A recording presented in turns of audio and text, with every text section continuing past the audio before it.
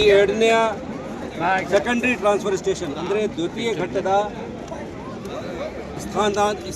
ಸ್ಥಳಾಂತರ ಪ್ರದೇಶ ಅಂತ ಹೇಳ್ಬೋದು.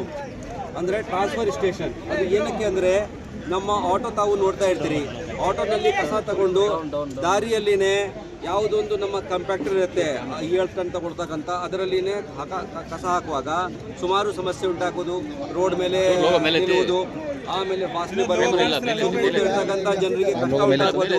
ಅಂಥ ದೃಷ್ಟಿಯಿಂದ ಈ ನಮ್ಮ ನಗರದಲ್ಲಿ ಸುಮಾರು 5,000 ಟನ್ ಹಸಿ ಕಸ ಬರುತ್ತದೆ.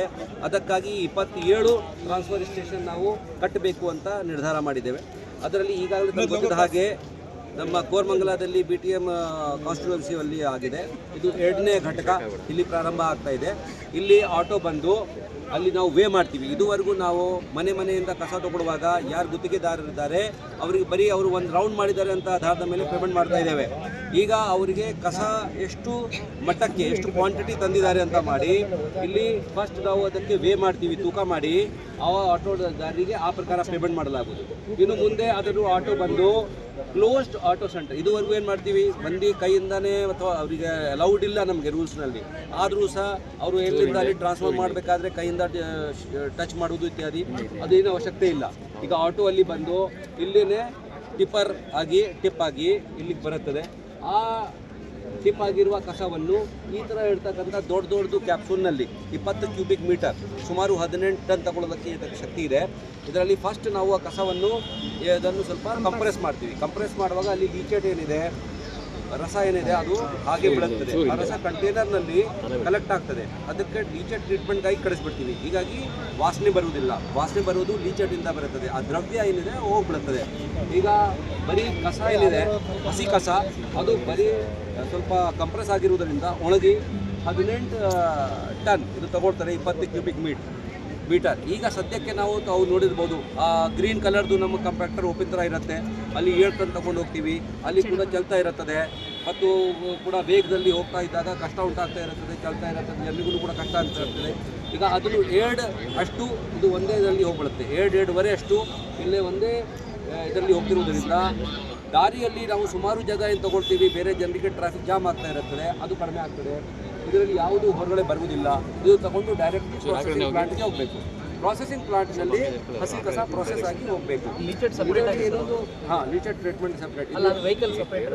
ಹೌದು, ಈ ಲೀಚೆಟಲ್ಲಿ ಟ್ರೀಟ್ಮೆಂಟ್ ಮಾಡ್ಕೊಂಡು ಇಲ್ಲಿಂದ ನಾವು ಈ ಗುತ್ತಿಗೆಯಲ್ಲಿ ತಗೊಂಡು ಹೋಗಬೇಕು ಲೀಚೆಟ್ಗೆ. ಈಗ ಏನಿದೆ ಅಂದರೆ ಇವೆಲ್ಲ ವ್ಯವಸ್ಥೆ ಮಾಡಿ ಈಗ ಏನಾಗಿದೆ, ತಾವು ಇಲ್ಲಿ 2 ಓಪನಿಂಗ್ ನೋಡ್ತಾ ಇದ್ದೀರಿ. ಇದು ಟ್ರಾನ್ಸ್ಫರ್ ಸ್ಟೇಷನ್. ಅಲ್ಲಿ ಫಸ್ಟ್ ಏನು ತೋರಿಸ್ತಾ ಇದ್ದೀವಿ, ಅದರಲ್ಲಿ ಮಿಕ್ಸ್ಡ್ ವೇಸ್ಟ್ ಬಂದಾಗ ಅದನ್ನು ಕೂಡ ಆಟೋದಿಂದ ಕೆಲವು ಕಡೆಗೆ ವಿಂಗಡಣೆ ಆಗ್ತಾ ಇಲ್ಲ, ಜನರು ಮಿಸ್ ಮಾಡಿಬಿಡ್ತಾರೆ. ಇದಕ್ಕಾಗಿ ಬ್ಲ್ಯಾಕ್ ಸ್ಪಾಟ್ನಲ್ಲಿ ಸುಮಾರು ನಮಗೆ ಸಾವಿರಾರು ಬ್ಲ್ಯಾಕ್ ಸ್ಪಾಟ್ ದಿನನಿತ್ಯ ನಾವು ಕ್ಲೀನ್ ಮಾಡ್ತೀವಿ. 1,000 ಮೇಲ್ಪಟ್ಟು ಅದು ಆಟೋಗೆ ತಂದು ಆ ಪ್ಲಾಸ್ಟಿಕ್ ಇತ್ಯಾದಿ ಏನಿದೆ ಬೇರ್ಪಡಿಸುವುದು, ಇದು ಹಸಿ ಕಸ ಏನಿದೆ ಪಡಿಸುವುದು. ಆ ಥರ 6 ಕೋಟಿಯಲ್ಲಿ ನಾವು 6.5 ಕೋಟಿಯಲ್ಲಿ ಮಾಡ್ತಾಯಿದ್ದೀವಿ. ಅದು ಎಲ್ಲ ಕಡೆಗೆ ಹಾಕ್ಲಿಕ್ಕೆ ಹೋಗುವುದಿಲ್ಲ. ಎಲ್ಲಿ ಜಾಸ್ತಿ ಬಡವರು ಇದ್ದಾರೆ ಅವರು ಬೇರ್ಪಡಿಸ್ಲಿಕ್ಕೆ ಆಗ್ತಾ ಇಲ್ಲ, ಬೇರೆ 2 ಬಿನ್ಸ್ ಇಟ್ಕೊಂಡಿಲ್ಲ, ಅಥವಾ ಎಲ್ಲಿ ಬ್ಲ್ಯಾಕ್ ಸ್ಪಾಟ್ ಜಾಸ್ತಿ ಉಂಟಾಗ್ತಾ ಇದೆ ಆ ಕಡೆಗೆ ಈ ಎಲ್ಲ ಒಂದು ಮಾಡ್ತೀವಿ. ಸೊ ಆ ಜಾಗದಲ್ಲಿ ಮಾತ್ರ 4-5 ಕಡೆಗೆ ಹಾಕ್ಬೋದು. 27 ಟ್ರಾನ್ಸ್ಫರ್ ಸ್ಟೇಷನ್ನಲ್ಲಿ 4-5 ಕಡೆಗೆ ಅದನ್ನು ಕೂಡ ಇರುತ್ತೆ. ಸರ್, ಇದು ಅಕ್ಕಪಕ್ಕ ಸ್ಥಳೀಯರಿಗೆ ಸ್ಮೆಲ್ ಗಿಲ್ ವಾಸನೆ ಏನು ಇದಕ್ಕಾಗಿ ರೋಡ್ಗೆ ಎಲ್ಲ ಮಾಡಿ ಕಷ್ಟ ಉಂಟಾಗ್ತಾ ಇತ್ತು. ಇಲ್ಲಿ ಯಾವ ಥರ ವಾಸನೆ ಉಂಟಾಗುವುದಿಲ್ಲ.